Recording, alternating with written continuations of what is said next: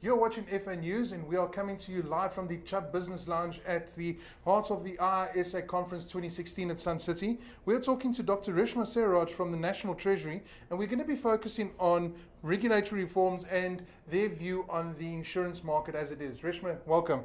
Thank you, Jonathan. Off the bat, are we on track for the implementation of Twin Peaks in January 2017? Yes, as you would know, the Financial Sector Regulation Bill is currently with Parliament. Effectively, it is Parliament's bill, and it's been through a series of consultations and the like. It's our hope that the bill is passed before the end of this year, so we remain positive. But I think a more realistic timeline in terms of a proper implementation is April 2016. 2017. Yeah. Looking at the industry as it is now, we're going through a lot of changes. It's tough economic times. What is National Treasury's view of the insurance industry or the financial services industry as we stand?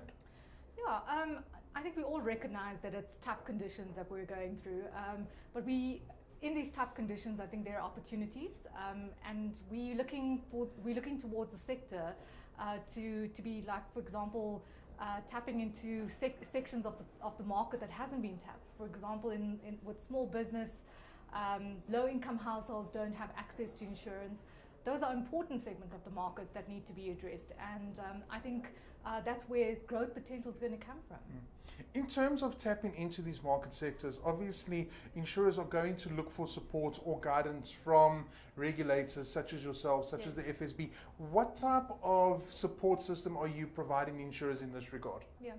I think definitely from our side, both the FSB as well as the Treasury, we do recognize that there needs to be new ways of in which regulation is kind of structured, and the microinsurance framework is probably a step in the right direction, and it's the first kind of example where concessions need to be made in the regulatory framework to be accommodating for these types of products. So definitely, I think there's need for continuous dialogue and communication between the industry and the Treasury. I know that there's a lot of members from the industry that are actively participating with the Treasury in terms of looking at how do we unlock blockages to investment and growth. And so those are very positive discussions that are currently underway.